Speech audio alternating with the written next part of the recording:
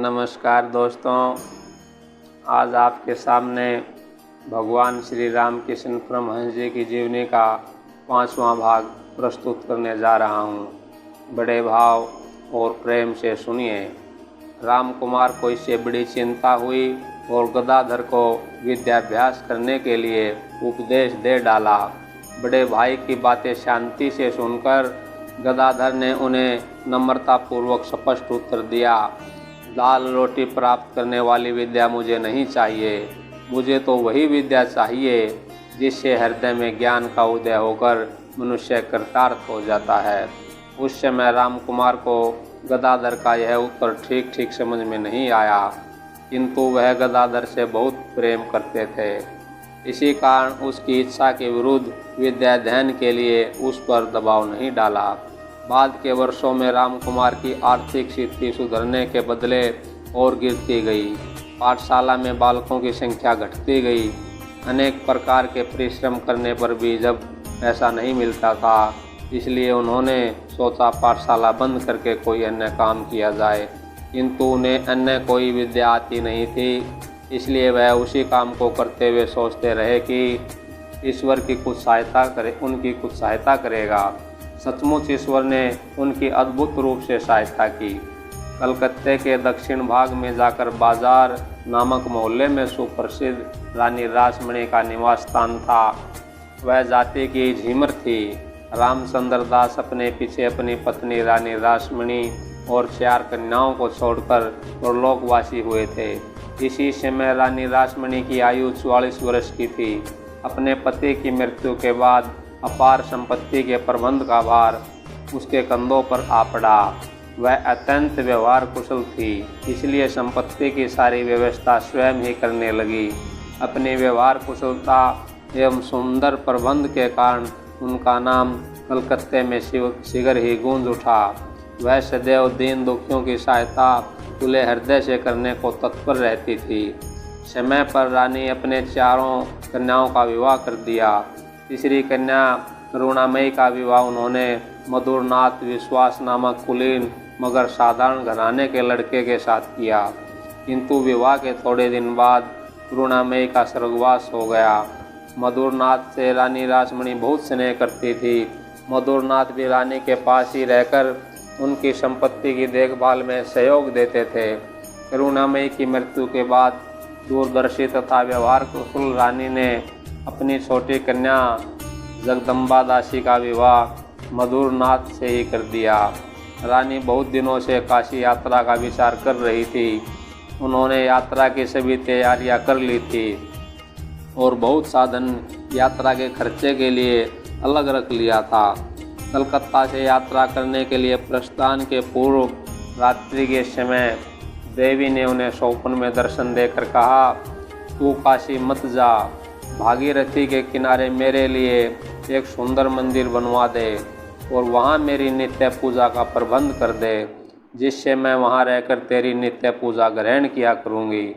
इस आदेश को पाकर रानी ने अपने को धन्य माना और काशी यात्रा का विचार त्याग कर देवी के आदेशानुसार चलने का उन्होंने तुरंत निश्चय किया।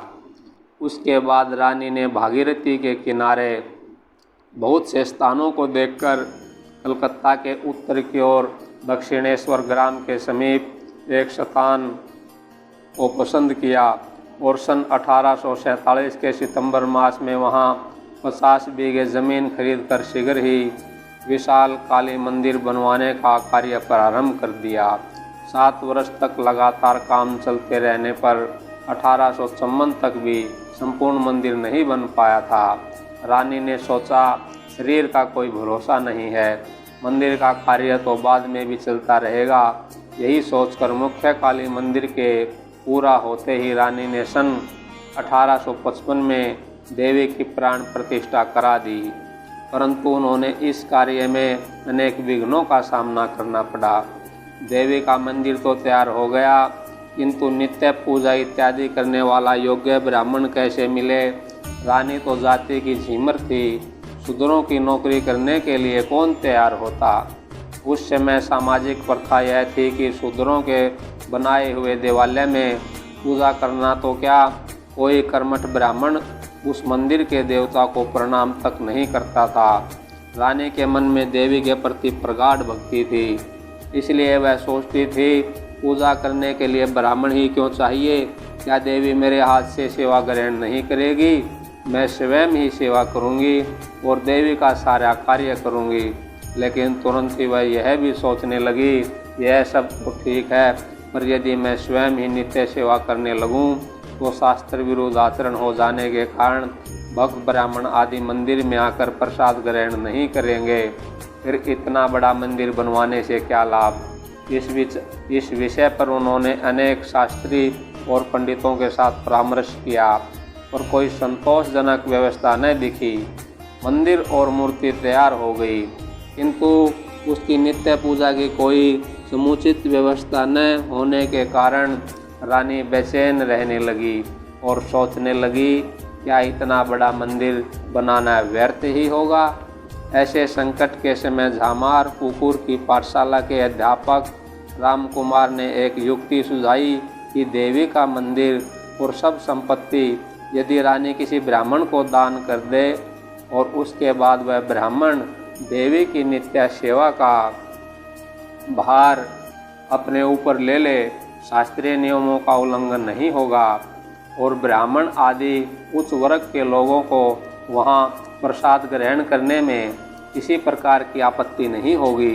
यह व्यवस्था सुनकर रानी को धीरज हुआ और उन्होंने देवी की संपत्ति को अपने गुरु के नाम करके उनकी अनुमति से स्वयं उस संपत्ति की व्यवस्थापिका बनकर रहने का इरादा किया। यह बात जब शास्त्री लोगों को मालूम हुई तो उन्होंने कहा, नहीं, ऐसी चाल कहीं नहीं है और ऐसा करने पर भी कोई ब्राह्मण उस मंदिर में नहीं जाएगा। पर उन्हें इस कार्य को शास्त्र विरुद्ध कहने का साहस नहीं हुआ। सब पंडितों के मत के विरुद्ध रामकुमार को अपना मत स्पष्ट प्रकट करते देखकर तथा यह जानकर कि वे उन लोगों की परवाह नहीं करते, रानी को रामकुमार के संबंध में बहुत आशा हुई और उनके लिए रानी के मन में आदर उत्पन्न हुआ। उन्होंने रामकुमार से ही देवी की नित्य पूजा का भार उठाने के लिए प्रार्थना की।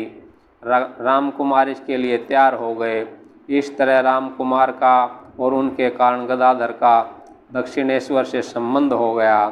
रामकुमार पुजारी के पद पर निर्वाचित हुए और योग्य पुजारी मिल जाने से रानी भी निश्चित हुई। सन 31 मई 1855 को बड़े समारोह के साथ काली जी के नए मंदिर में देवी की प्राण प्रतिष्ठा हुई और सारे दिन दक्षिणेश्वर का काली मंदिर पवित्र धुनों से गूंजता रहा। रानी ने इस उत्सव में पानी के समान पैसा बहाया। काशी, प्रयाग, कन्नौज, नवद्वीप इत्यादि स्थानों के बड़े बड़े नामी पंडित और विद्वान ब्राह्मण उस समय उस उत्सव में सम्मिलित हुए थे। उन सभी ब्राह्मणों में प्रत्येक को रानी ने एक एक रेशमी वस्त्र, दुपट्टा और एक मोहर दक्षिणा में दी। दिन भर भोजन के लिए लोगों की पंगत पर पंगत बैठती रही। मंदिर बनवाने और प्राण प्रतिष्ठा करवाने में रानी ने कुल 9 लाख रुपए खर्च किए। देवी की नित्य पूजा की ठीक व्यवस्था रखने के लिए रानी ने 2,25,000 रुपये खर्च करके दिनाजपुर जिले का सालवाड़ी परगना खरीदकर उसकी आमदनी यहाँ के खर्चे के लिए लगा दी। उस दिन के इतने बड़े उत्सव में वहाँ प्रसाद न लेने वाले केवल एक व्यक्ति रह गए, वह था गदाधर। वहाँ के सभी कार्यक्रम में उसने बड़े उत्साह से भाग लिया, लोगों के साथ खूब आनंद मनाया, लेकिन आहार के संबंध में बड़ा विवेकी और नैष्ठिक होने के कारण अथवा अन्य किसी कारण से ही उसने सारा दिन उपवास में बिता दिया और संध्या समय पास ही के एक दुकान में 1 पैसे का चिवड़ा लेकर खा लिया और रात होने पर झामार पुकुर को लौट गया।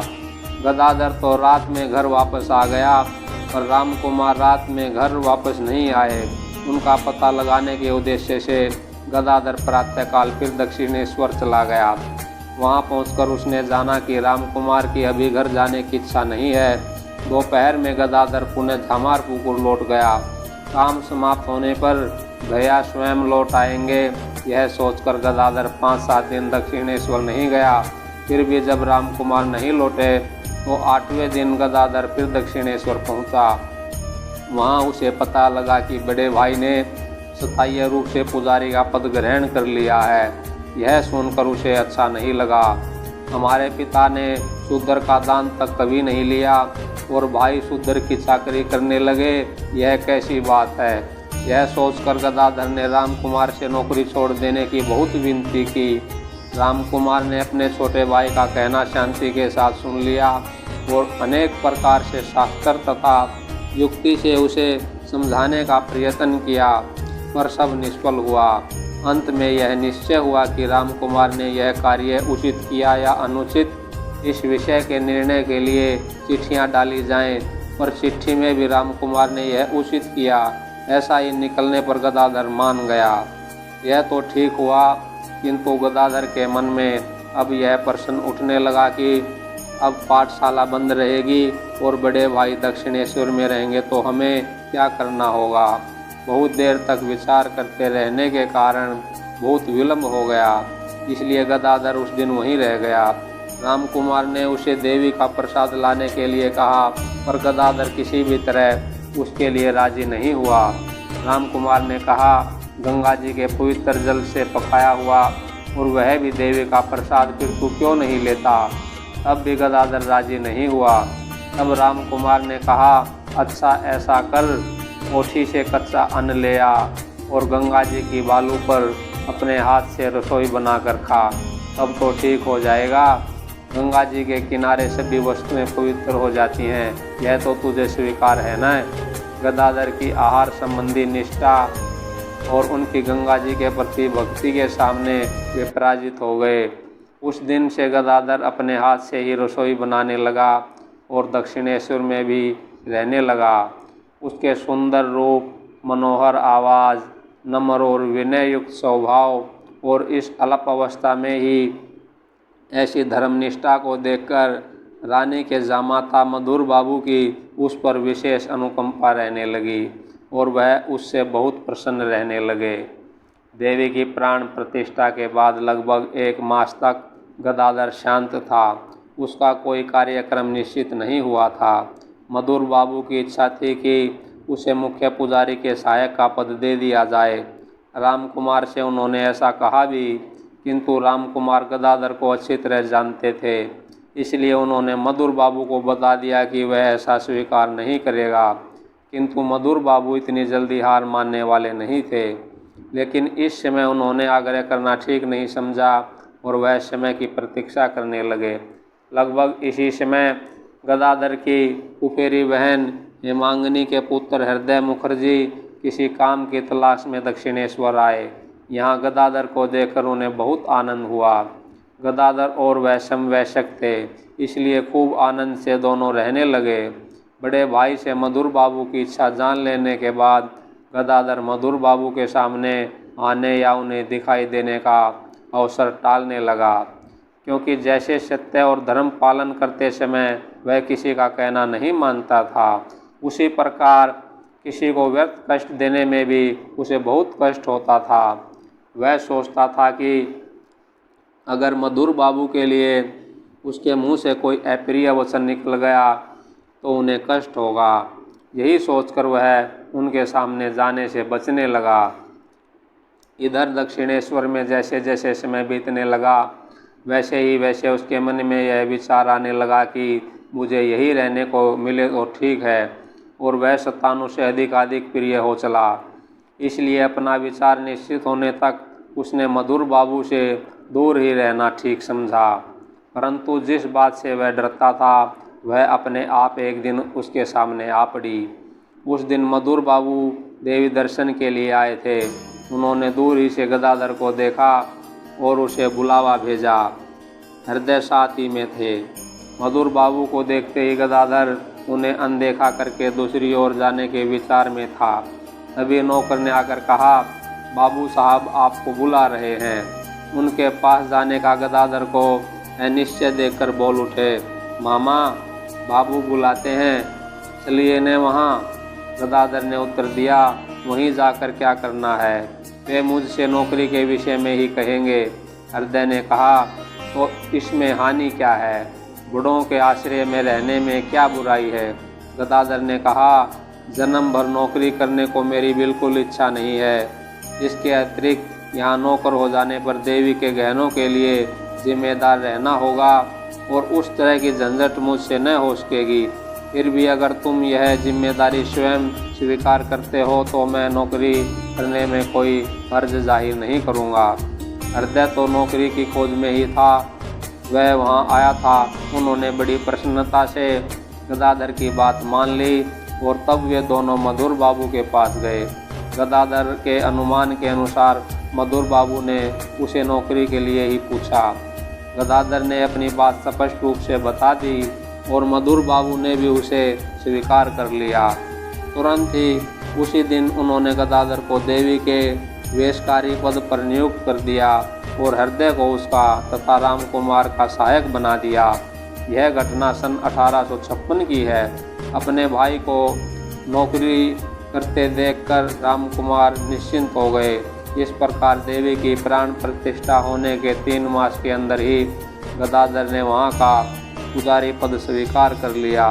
पूजा के समय उनकी तन्मयता, अन्य समय उनका सरल व्यवहार, उनके सुंदर स्वरूप और उनकी मधुर आवाज़ को देखकर मधुर बाबू के मन में उनके प्रति उत्तरोत्तर आदर और प्रेम बढ़ने लगा।